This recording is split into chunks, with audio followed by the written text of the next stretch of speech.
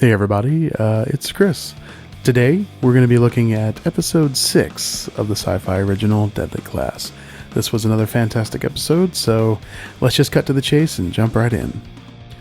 If this is your first time here, I take TV shows and movies based on books and compare and contrast them to the source material. Oh, and don't forget to subscribe to the channel so you don't miss any of my future videos, and click that notification icon to join the notification squad, as it were, and be the first to know when something new drops. So just a quick warning here, since I do take the TV show and the source material and contrast them, there is a chance that I might convey some information that is spoilery in its nature. If that is a problem for you, go ahead and turn this off, and you could always come back and watch these videos after the season is done. Okay, with that out of the way, I think it's time to just jump in and get this thing going. So first up, we're going to look at the interrogation. So this is a massive departure from the comic, and I have to confess, I kind of love it a lot. In the comic, no one from the school questions them about Chico's death, since there isn't a body or evidence of any kind. There are rumors, of course, among the student body, but with no real proof. It's just background noise for the most part. How they handle it in the show is so much better, in my opinion, and more realistic given the shadowy nature of the school and their training. It always bothered me that Chico just disappears, and no one really does an investigation, so bravo writers for doing something new and better here. Also, Master Lin's sister is new for the show from what I can tell. I haven't seen her in the comics yet, and I'm pretty far ahead, so that is an interesting, if not unwelcome, in my opinion, twist. Next up, we're going to look at The Gift. This was a nice addition as well. Since in the comic, they don't really dwell on the more day-to-day aspects of their relationship, other than it's rocky and sex-filled, which is another big change from the comic, by the way. In the source material, they are immediately having sex as much as possible, which is obviously a marked difference between the show and the comic.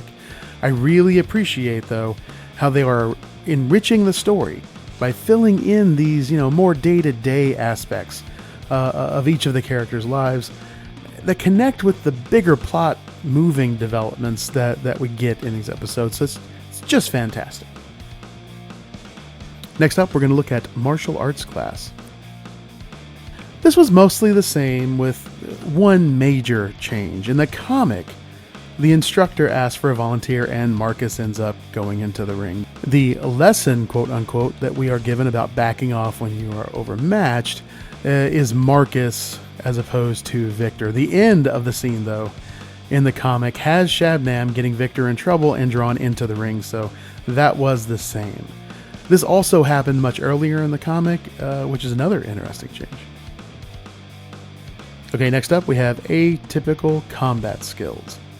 This is going to be really quick. I don't really like this storyline at all, with Lin's sister messing with the instructors and students. It doesn't mesh well, in my opinion, with the overarching story, and complicates the narrative in a very troubling way.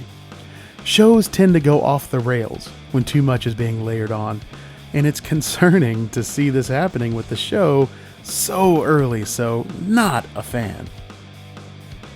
Okay, next up we have Victor and Shabnam in the shower.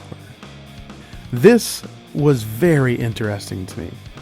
In the source material, this happened at the very beginning of the story, as opposed to this far in. I'm not really sure why they chose to move this moment in this way, but I guess at the end of the day, it still serves the purpose they meant it to, I suppose, so it's not a big deal. It's just another one of those things you just don't... difficult to put your head around why they did it. Okay, next up we have the comic shop. I love that they have kept this in the show. It was a smaller piece of the overall story, but an important one, I think, since it is another moment of normalcy, if you will, that serves to highlight how truly weird life at the school is. The bit with the girl, though, that Willie chats up is new for the show and is pretty interesting from a future plotline development perspective, so we'll talk more about that later. Okay, and next we're going to look at Maria. Man, this was my favorite addition to this episode. Her downward spiral is referenced in the comic, but it isn't spelled out in such detail, and that is just fantastic. I also like how they revealed that she is bipolar and on medication, or in this case, off her medication.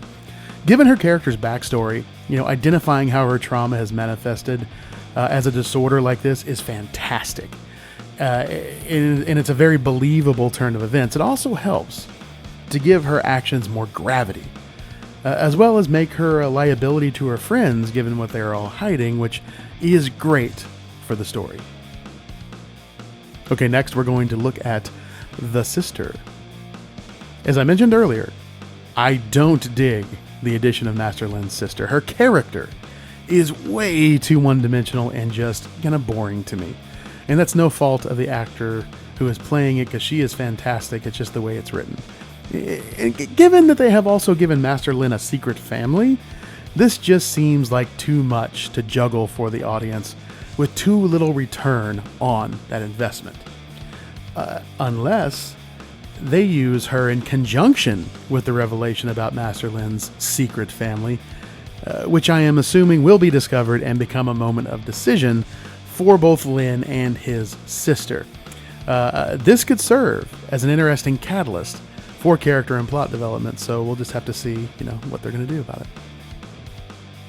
Okay, next up we have Chester.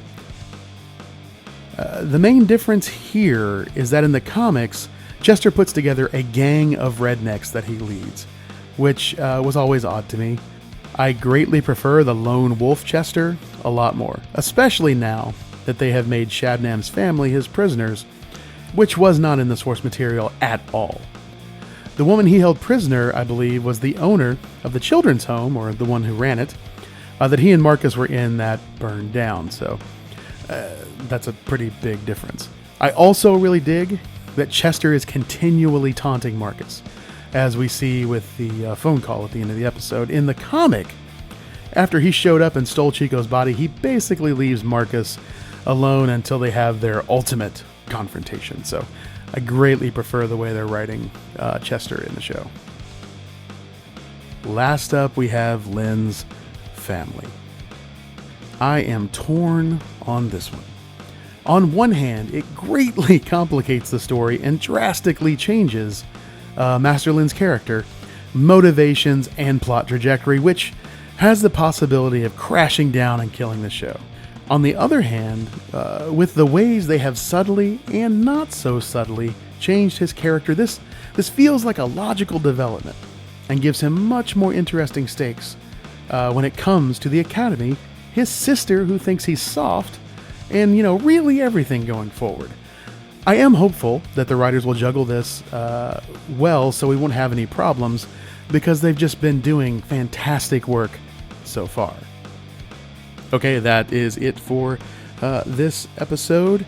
Man, so many good things happened in this episode, and the acting and the writing were just top-notch as always. Even with the things that I kind of pointed out that I didn't like, it was very small compared to the mountain of things that were just fantastic. So every episode, it seems like it's getting better. They're refining the story and giving it more of an edge, and the characters themselves are becoming more realized and more solid, and their relationships are becoming a lot better. So that's super important for what's coming, especially with our main crew of delinquents led by Marcus and Saya. So very exciting to see what happens in the future on that one. I think that's it for me. As always, if you like this video, give it a thumbs up. If you didn't like it, give it a thumbs down. I won't hold it against you. It's a free internet. Before I go, as I promised, I have a new reading recommendation. It is The City Stained Red. Fantastic fantasy novel, heavy on the comedy and interesting characters, and it was just a really fun read, and it's part of a larger universe, so you get to explore a lot more than just that one book. So go ahead and let me know if you guys read that and like it, and I will see you guys in the next video. Bye-bye.